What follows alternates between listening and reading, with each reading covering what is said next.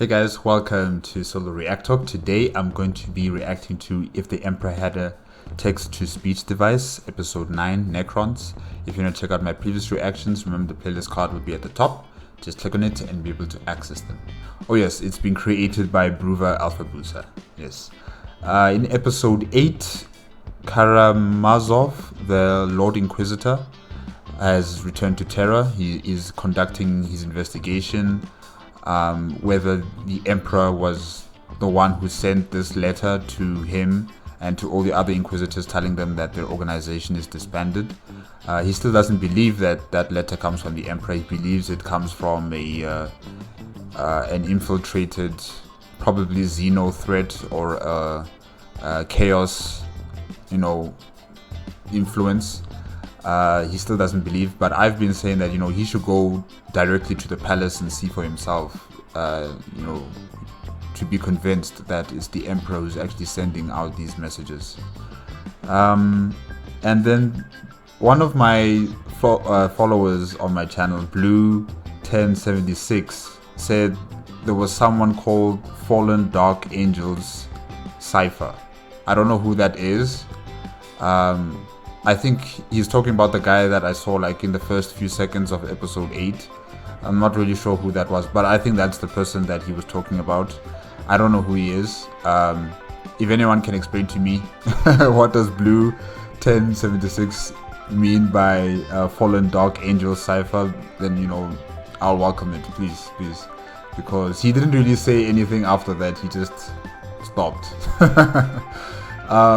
Yes, and the Emperor himself is also not pleased about the tactics the Imperium of Man is conducting against the Tyranids, sacrificing very rare and very powerful battleships. He is not pleased. He's also given a possible solution to the Tyranid problem. I'm not sure if it can work. We'll just have to see if his idea can, be brought into fruition. But yeah, let's continue on with episode 9, Necrons. 3, 2, 1, go. Yes, this is definitely it. The Crimson Path, the center point of the Oriole subsector. Oh, when my work here is done, this planet shall rival Terra itself in its sacredness. Now I would act really into this, but I've just got to stay all mysterious and stoic and cool. So I don't think I can. But, well, I suppose one squeal might not harm anything. Anyway, fucking cool. It's like the thing that the Emperor holding this moment. Alright, I feel much better now. It's at times like these that I'm really glad that I just monologue to myself and not actually talk to anyone else. Because if someone had heard that, I would be seriously fucked. Okay, I don't know who this guy is. Maybe he is the Fallen Dark Angel Cypher, maybe, I'm not sure. A planet that can rival Terra in sacredness. That's a very bold statement to put out there. But let's see.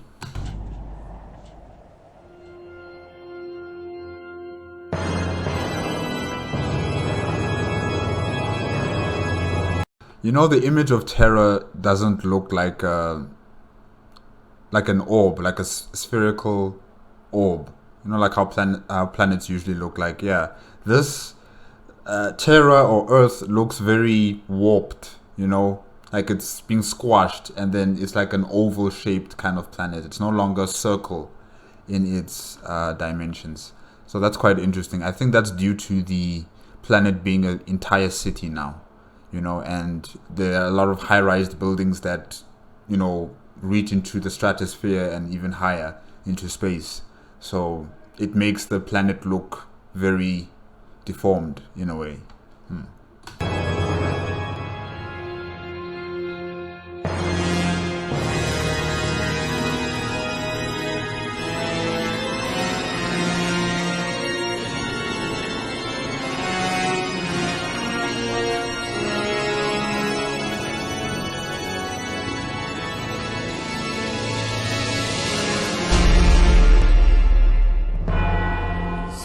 seriously going to go through with this? Search the entirety of Terra, the holiest, grandest, and most populated planet in the universe, to find the one who sent this message? No household shall be left unchecked, and no person shall go unquestioned. Well, if you say so. It's not like you care much for your reputation anyway. Wait. What are your dusty butt cheeks doing now? Fabricated journal has malfunctioned. Self-destruct initiated. Well, I hope you do realize that Terra is the most densely populated and overbuilt planet in the Imperium. It'll take decades to interrogate every single individual on this planet. Decades? I'm talking about centuries, you know? Because it's not just, I think it's more than billions of people who live on this planet. I think it's like 1 trillion at least, maybe. Yeah. Do not doubt us. This is what we are the best at. We will scan the entirety of Terra and its people in but a few days. This sounds highly fucking illegal! Oh. My colon just... Oh. Please, can someone retire these old lords of Terra? Please replace them with younger people, at least, you know. They must be experienced, of course, but really, these guys need to be in a retirement home or, you know, on vacation, enjoying their retirement, you know, not here working. Oh, gosh. I better know. Big Gucci Vander never had to deal with this bullshit. Yeah, maybe we should make him High Lord of Terra again. All that radioactive hellfire you've been exposed to, exterminating every planet you come across, must have fried your perception. Do you even realize how hard it is to mobilize on one of these hive worlds? It's really damn hard, but I guess you don't realize, since you sit on that mobility scooter all day. Well, your have lost the peace. Shut it, you I'm still stuck on mobility scooter. Oh gosh, ecclesiarchy. trash bags. Well, while I wait for your state director to calm itself, I shall start this sentence. At least remember to expect the rulings of Terra, Theodore. Not a single drop of blood shall fall upon these sacred grounds. When you have found your suspects, at least do the decency of taking them far away from Terra if your eagerness to spill blood grows heavy on you. Yes, I am fully aware. You have my promise. Soldiers, the search has begun. But take heed. Not a single citizen of Terra shall have his or her blood spilled on these sacred grounds. So, remember, only to burn.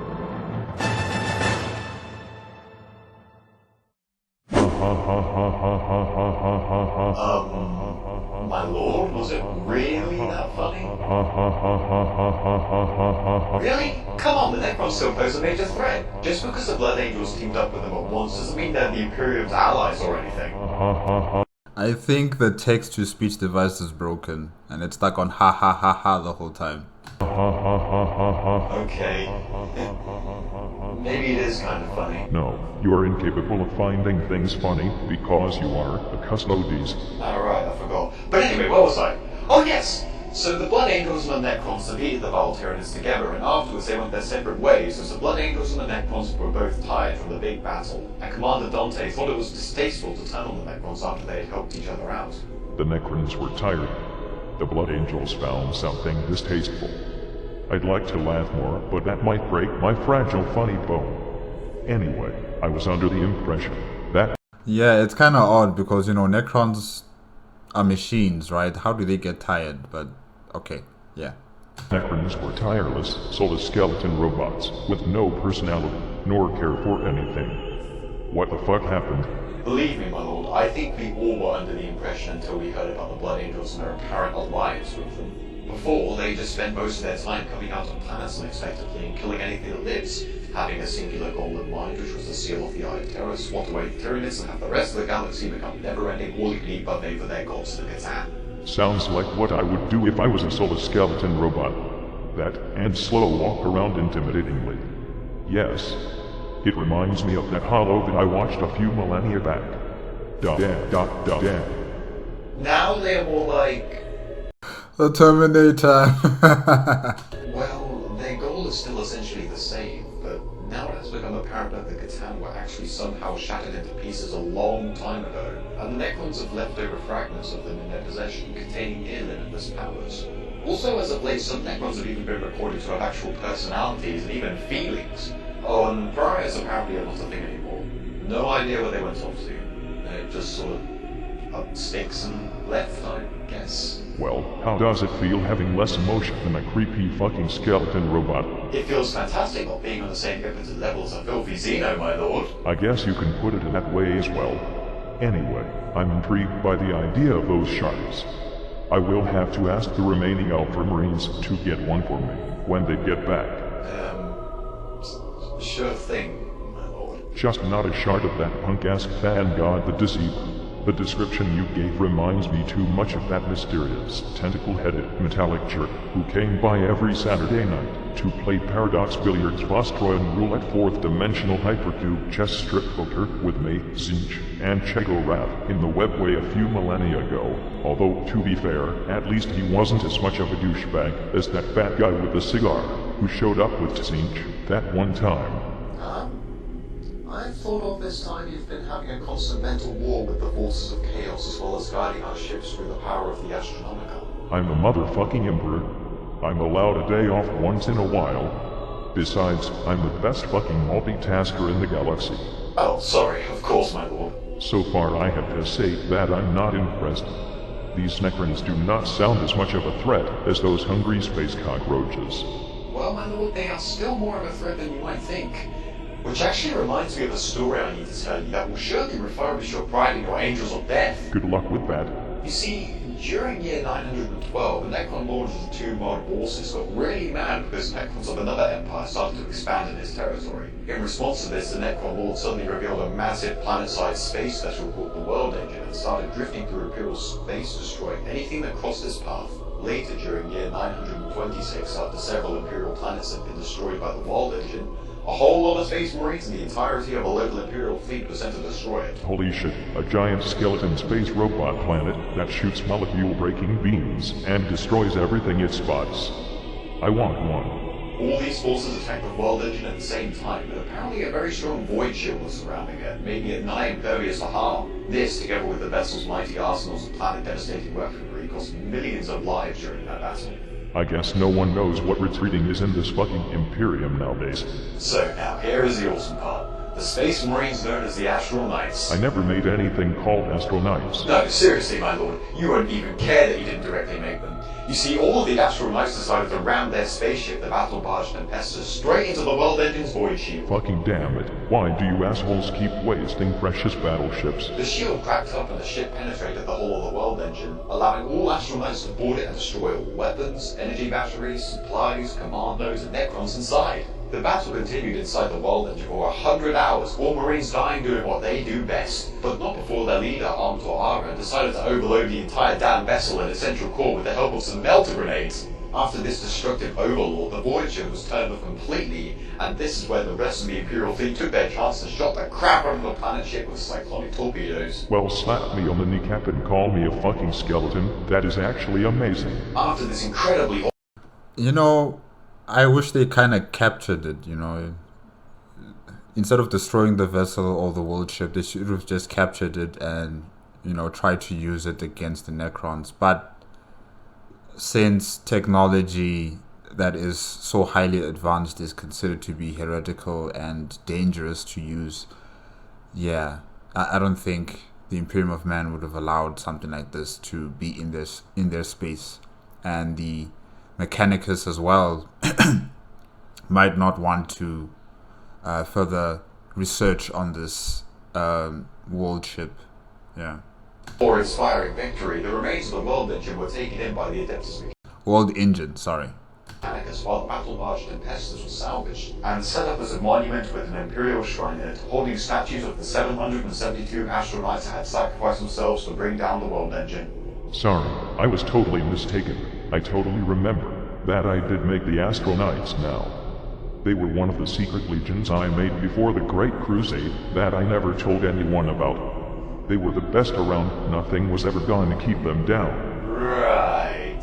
Whatever you say, my lord. Also, on the previous subject matter, I have to say that I kind of like that one Necron that you mentioned. Trashy the Incontinent or something. You mean Trace and the Infinite, my lord? That's what I said, you tube of fucking custard.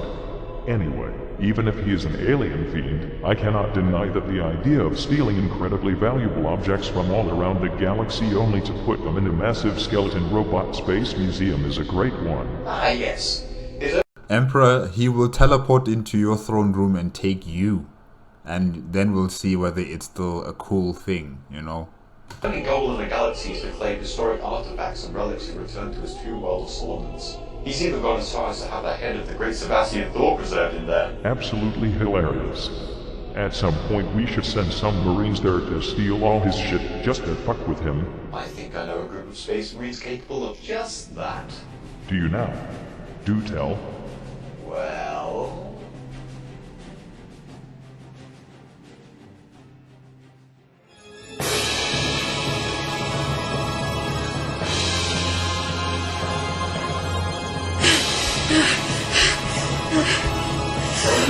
Is it the Inquisition? Yeah, on Terra. Oh gosh. We've got Emperor's Holy Inquisition. Stop right there! We are here to interrogate you about certain message. Who wrote the message? I don't know what you're talking about. Didn't you hear me? Who wrote the message? Excuse me, are you allowed to do this? Of course we are. Haven't you heard from the High Lords? We are here to interrogate everyone on Terra. Who wrote the fucking message? Where are the gene stealers? Help me!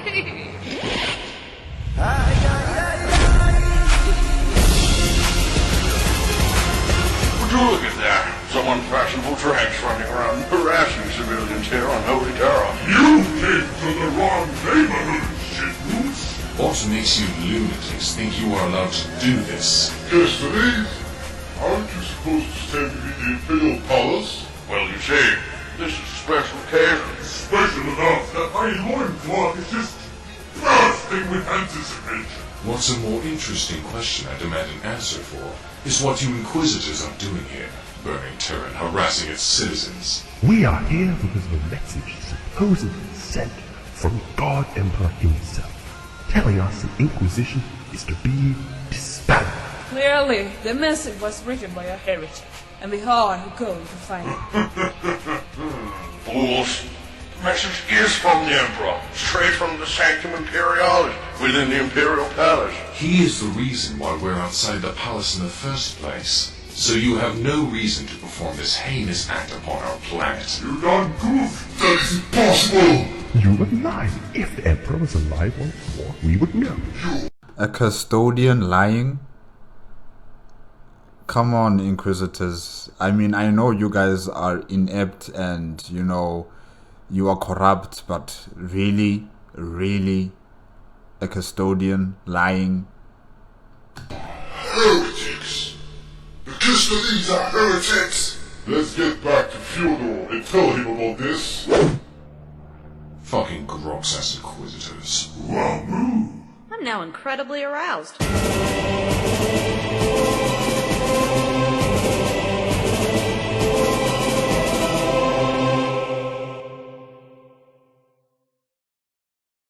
The custodies save the day. I like that part towards the end of the episode. That was really fun. It's good to see them again. Yes, guys, that's it for If the Emperor Had a Text-to-Speech Device, episode 9, Necrons.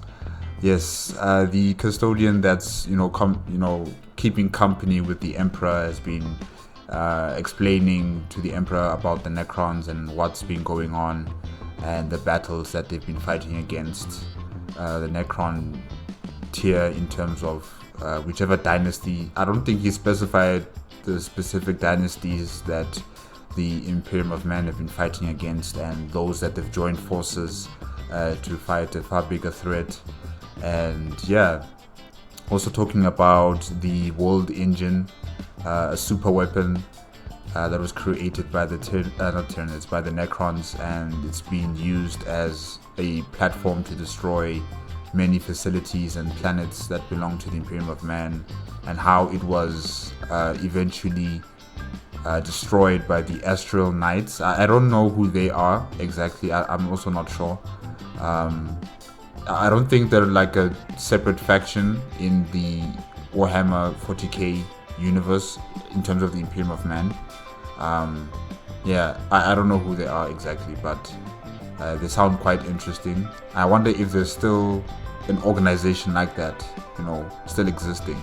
And if there are, then maybe I should watch a video on them as well, the Astral Knights. And yeah, the Inquisition, they're doing their own shenanigans on Terra, you know, busy burning buildings, burning people, interrogating the citizens of Terra.